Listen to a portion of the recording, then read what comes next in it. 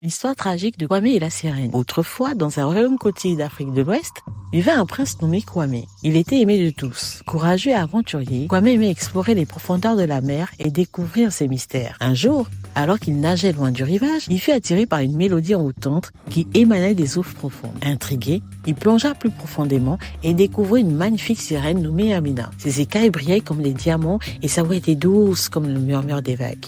Amina, gardienne des secrets de l'océan, lui raconta alors qu'elle chantait pour apaiser les esprits marins et protéger les trésors cachés des abysses. Kwame et Amina devinrent rapidement amis. Le prince apprit de nombreuses choses sur la mer et ses créatures grâce à elle. Un jour, un redoutable pirate nommé Obasi attaqua le royaume, cherchant à voler les richesses marines qui l'entourèrent. Kwame, désespéré, sentant la défaite arriver, demanda l'aide d'Amina pour protéger son royaume. Amina accepta de l'aider, mais à une condition. Kwame devait promettre de l'épouser.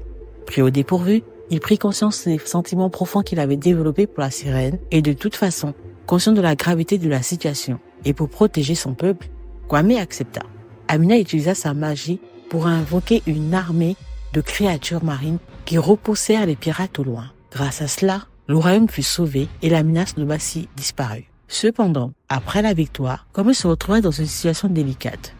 Ses parents, le roi et la reine, l'obligèrent à épouser une princesse humaine pour des raisons politiques. Malgré les aveux de Kwame concernant ses sentiments pour Amina et la promesse qu'il lui avait faite, la sirène, furieuse et trahie, invoqua une tempête dévastatrice qui ravagea le royaume côtier. La guerre éclata entre les créatures marines et les habitants du village.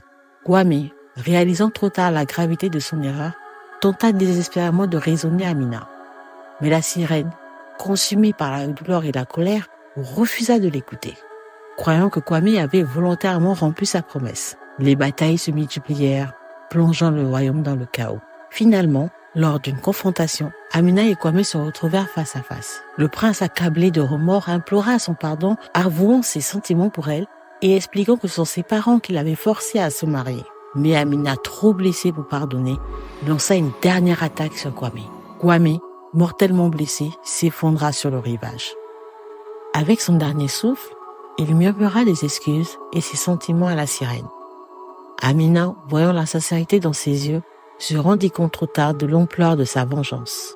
Brisée, anéantie, elle se retira dans les profondeurs de l'océan, emportant avec elle le souvenir douloureux de leur tragique histoire. Le royaume, désormais sans prince héritier, plongea dans une période de deuil et de reconstruction, se souvenant toujours de la leçon apprise sur l'importance des promesses et des conséquences de la trahison. Aujourd'hui encore, des villageois racontent qu'à chaque pleine lune, ils entendent les pleurs d'Amina au loin. Amina, cette sirène inconsolable dont le cœur fut brisé, résonne encore à travers les vagues.